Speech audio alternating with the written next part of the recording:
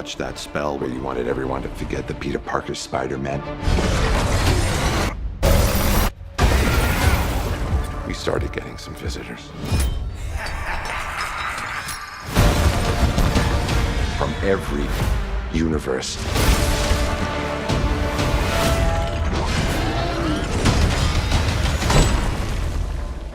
Hello, Peter. Hello, Zendaya. How are you doing today? I'm good. How are you?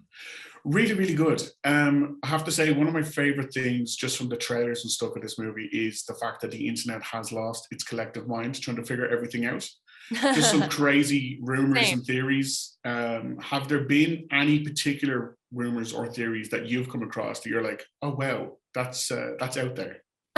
There's quite a few. But then again, this movie feels like a little bit out there in the sense that I personally didn't think it would be possible not to get this many villains from this many different universes and franchises and films on the same screen with our Spider-Man. Like, it's just, it still blows my mind that that's even possible or happened. So I kind of get that, like, really the possibilities are endless now, and especially now that the multiverse exists. Is any idea really that crazy, you know? No, well, I guess one of my favorite out there ones is that this whole time you've been Mystique pretending to be Mary Jane, like one of the X-Men. Who's to say? At this point? I mean, I could not even know. Yeah, that's true. The next movie would be like, by the way, you have been Mystique. Yeah. You're like, oh, cool. Listen, they know more than I do. There's always a plan for all this stuff, so who knows? One of the big parallels that I took away from watching the footage is that Mary Jane, it's almost as if she's this normal person who finds herself dating a celebrity, but is put under the spotlight herself. In that, like, you know, all the attention is rightly given to the celebrity, but if you're just like a regular person, you're suddenly under all that scrutiny as well. Right.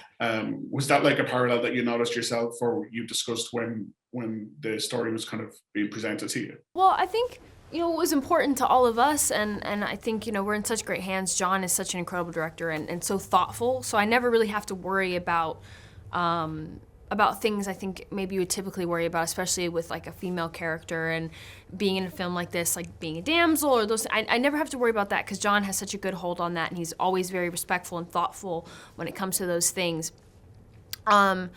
But something we did all talk about was just like maintaining the heart of the film, which at the end of the day is the relationship between MJ and Peter and Ned. You know, because that is his core, you know, those are his best friends, his girlfriend now, you know, and there's something so sweet and pure about the love that they share. And we've watched them grow from the first film to this one, and we've kind of, you know, we watched the audience fall in love with these two characters falling in love, you know, and it's been really sweet and beautiful, and now there's all this chaos that surrounds it, and so as soon as something really sweet and lovely happens to Peter, then, like, of course there has to be something else and something that takes it all away. I don't know, for us it was just important to always remind the audience and ourselves that they are just young people trying to figure it out, and they're doing the best they can. You know, Peter at the end of the day is just a kid, and he's just trying to do the right thing. And I think that's the same with his two right-hand people. You know, they're just trying to help him get through it and try to get through it themselves. You know, because they're like, now we're getting thrown under the bus. But we don't want to complain too much because look what he's dealing with, you know? So they're just trying to hold each other up and keep each other together. So always going back to the humanity and the human element of the story is important, especially when there's like so much going on, you know? This is all my fault. I can't save everyone.